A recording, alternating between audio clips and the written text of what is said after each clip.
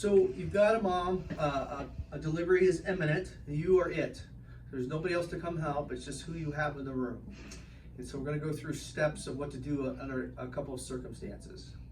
So you've got mom on the monitor, and a line is in, so we're gonna try to get some equipment before she starts crowning. Jason. Okay, so first after we got on the monitor and everything's in place, IV's in place, I'm gonna delegate for someone to go over to 21. We're gonna go get the infant warmer, get it over to the department. On the infant warmer, we have an OB kit. We wanna get that to our provider and hand that off to him.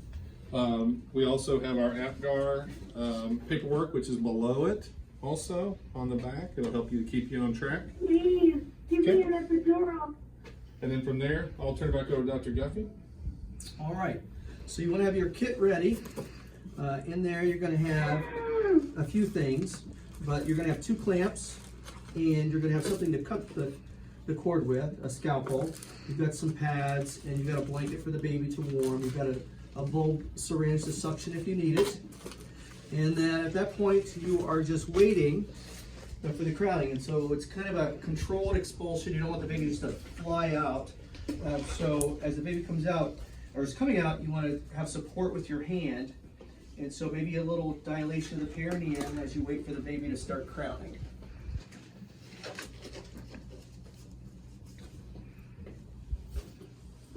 And sometimes there's a problem with the baby coming out, which is why we're doing this. So there will be a problem with the baby coming out. And in this scenario, it's shoulder dystocia, which means that dystocia means that the labor is delayed, and the shoulder says it's because of the shoulders. And so what happens is the shoulder gets stuck. Normally the baby will come out at an angle, but this baby is more vertical, and so the anterior shoulder is stuck on the pubic symphysis and the posterior shoulder on the sacrum. And so when that happens, the baby's not going to come out correctly. So sometimes what will happen is you'll have what's called turtling, where the baby's head will come out and then retract some, and that's called turtling. The baby's coming. And after the head comes out, if you haven't had the baby out after about a minute, if the baby is not out after about a minute, generally indicates there's a problem. And generally it's going to be shoulder dystocia. And the reason you want to get the baby out as quickly as you can, because if the baby's stuck in there, they can get an anoxic injury to the brain, which could be permanent. They can also, when the shoulder gets stuck like that, when you try to get the baby out, you can get a clavicle fracture or a brachial plexus injury. Obviously, those are less severe. And so there's some maneuvers or things you can try to fix the problem, which we'll go through once the process starts. So the baby's head's out. It's been about 45 to 60 seconds and nothing else is happening. So you're underneath the baby's head. You're doing gentle downward and then upward traction, but nothing's happening. So the baby's stuck, and so it's most likely shoulder dystocia. And so we've got to do some things to try to get the baby out because of the potential problems that we talked about earlier. So first thing we're going to do is going to lay the head of the bed down,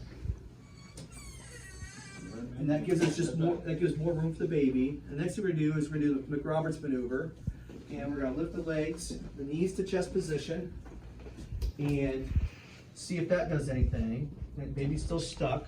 And so now what we want to do is the shoulder is stuck right on the symphysis pubis bone here. So we want somebody to do pressure that pushes that shoulder underneath the pubic bone to release the anterior shoulder. So we're going to push down and in and try to get the baby to come out. Because normally the anterior shoulder will come out first. If you just pull on the head when the baby's stuck, all you're going to do is it's going to make the shoulders pop open like this, and then the situation's worse. So you want the shoulders in as much as you can.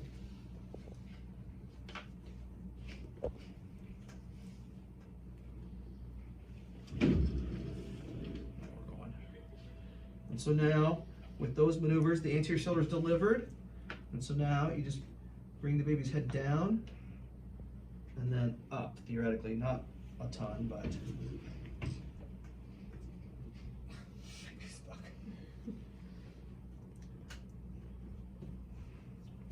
And there comes the baby.